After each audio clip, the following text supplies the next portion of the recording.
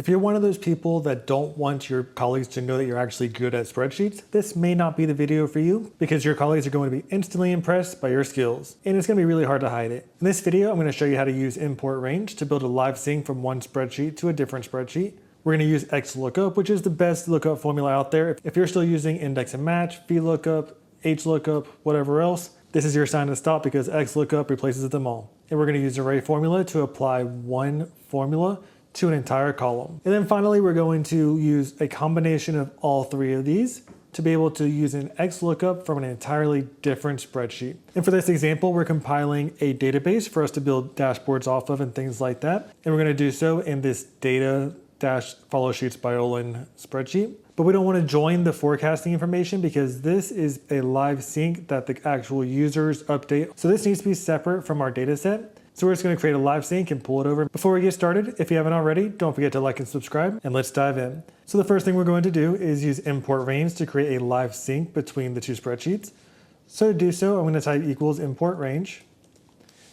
And for this, we need two things. One is the URL or the website, and the other is the range string. And the range string is just the name of the tab, an exclamation point, and whatever cells you want to bring in. So if you want to bring in just columns A and B or columns A and C or whatever, you can. And if you only want to bring in certain rows, you can do that as well. In this situation, I'm going to go ahead and bring in all of column A through C. So I'm going to go ahead and copy the URL.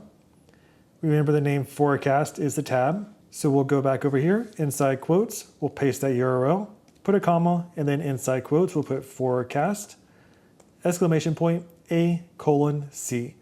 In the quotes and press enter. Now the first time you do this, you'll get a reference error, and that's just because you haven't allowed the two spreadsheets to talk to each other yet.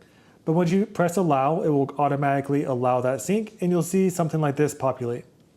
Now, like I mentioned, this is a live sync. So this is why it's way better than copying and pasting, because if something changes, it will change here as well. So for example, let's say for ornery ornaments, this is actually going to have the next step on March 1st, and it's going to change to best case. Now, if I go over here, you can see ornery ornaments, March 1st, best case. So in a matter of seconds, the data synced and it updated. And this is why it's so great, because you can use live data. You can use the most accurate information in all of your spreadsheets. And it's super easy to do. And if you want to keep things clean, instead of having the URL inside the tab, you can actually put the URL right here.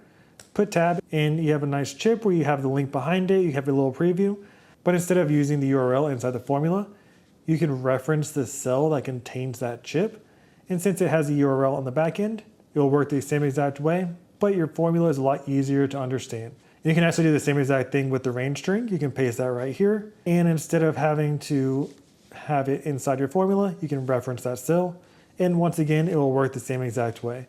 And if I were to change this to say A to B, for example, it's going to resync and only include those specific cells. So this is really good when you're doing like a VStack formula, combining a whole bunch of different spreadsheets into one giant database, because it keeps things clean when it comes to your actual formula, and you can just drag down the range that you want to do. But once again, completely optional. So now that we have this, let's go ahead and go into our data set, and we're going to use an XLOOKUP formula to look up this opportunity name. And we're going to look it up from this range and return the next step date. So we're going to type equals XLOOKUP. And for this, there's multiple different options you can have. Anything that is not in brackets is mandatory. Anything that is in brackets is optional. So for the first example, we're just going to use the three mandatory requirements. And that's the search key, the lookup range, and the result range. The search key is super simple. It's just whatever you want to look up. So in this case, it's the opportunity name, Raspberry Razors.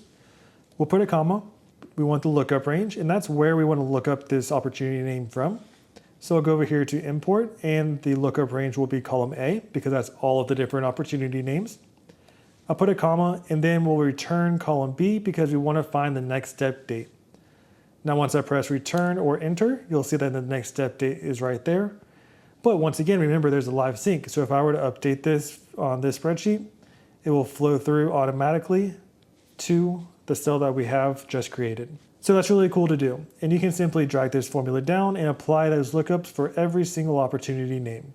Now, if you try to drag this over, it's going to give it NA error because it's looking up the wrong information, because everything shifted over: the search key, the lookup range, and the result range. So instead, we want to always look up this opportunity name.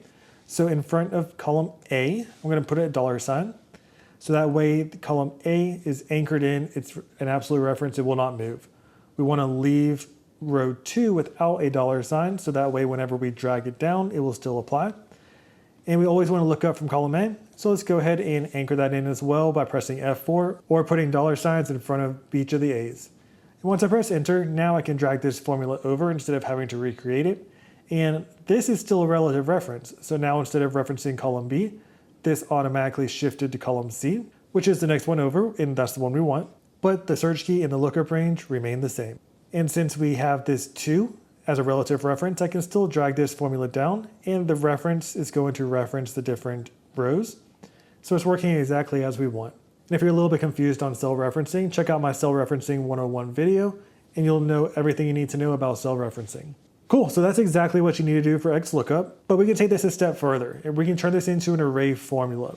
So instead of having a formula here, a formula here, a formula here, and so forth, we can actually have one formula, and we can apply it to the entire column. So that way it will return all the different results like we just had, but it's easier to maintain and you're able to see if people are messing with your information. So to do this, you can do it one of 2 ways. You can either type in array formula, open parentheses and press enter, or you can click into the formula and the hotkey is Command Shift Return, or for a PC, you can do Control Shift Return. Now, if you press enter, it's still only gonna give one result. So all we need to do is adjust the search key. So instead of just doing A2, we're going to put colon, $A. So this will go all the way A2 through the end of column A. And now once I press enter, it's going to give us all of the results, and the results are going to look like a fixed value, but they're not, all based off of this single formula. What I mentioned before is if somebody tries to change something, so if they try to say best case right here, we don't want that because we want it to be only updated on the forecast spreadsheet. Once I press enter, you'll get a reference error because there's not enough room for it to fully execute. And you know super easily that somebody tried to manipulate it. But all you have to do is press delete and the formula will execute just like it did before. And that's way easier in my opinion to audit, because right now looking at this list, you can't tell if there is all formulas or if there's dates. So you'd have to go to view, show formulas, and then you can see that somebody had overwritten a date right here. And then you would have to drag down. So that's just my preference. I like to use array formula in that way. And that just helps me keep track of things. Now, as I mentioned, only the first 3 are mandatory, but there's other options as well. One that's super important, which is why this is so much better than VLOOKUP or index and match, things like that, is they have a built-in function to handle missing values.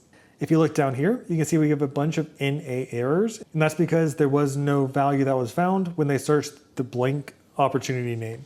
So in that case, you can do one of 2 things. One, you can put a result, so after a comma, we'll go ahead and put, say, not found, for example, inside of quotes. And now every time there's a missing value, it will return not found. Or what I like to do is simply leave it blank because we don't actually need to have anything there. So I'll put a comma, put nothing, I won't put quotes or anything like that, just leave it blank, press return, and now it's going to be blank until we need it. And then whenever you add a value later on, it will automatically update. So that's a great way to make things automated and have things dynamic, but still keep things clean at the same time. And if we wanted to, we can go ahead and drag this formula over to the next step date. Once again, you'll see a reference error because it does not have enough room to execute. But if I delete all of those, it will work just like it did for the forecast. So same concept applies. Now to do an XLOOKUP from an entirely different spreadsheet, we can do that as well. And we can also do it with the array formula. But let me show you how to do an XLOOKUP first. So we're going to type equals XLOOKUP, put in open parentheses, the search key will be the same. So we're going to search Raspberry Razors. This time though, instead of selecting it from a range right here, we need to do an import range to look up the range from a different spreadsheet. So we're going to type in import range, open parentheses. And if you wanted to, you could type it out or you could select the URL right here, put a comma, and then this time, instead of looking up an entire range, we're going to look up a single column. So I want to look up all of column A from the forecast tab. So I'm going to put in quotes, forecast, exclamation point, A, colon, A. In the quote, close parentheses. We'll put a comma, and I'm going to copy this import range formula again. And for this one, we want to see the forecast, and the forecast is in column C. So our return range is going to be all of column C from the forecast tab. So I'm simply going to change this C to C. Once I press enter, it will say loading, and we have commit, which is the exact same thing that we had before. Now, since we're referencing a cell, I need to go ahead and anchor that in, because if we were to drag that down, it would reference a different cell that does not contain the URL. If you pasted the URL manually inside of quotes, you can skip this step. But now I can drag this formula down, and it will give me exactly what it was before. But once again, we can change this into an array formula. So I'm going to click into the formula, hit Command-Shift-Return, or if you're on a PC, Control-Shift-Enter.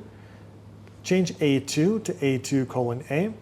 And just like last time, we have these NA errors. So we need to do one more thing after that last close parentheses for the import range, for the return range.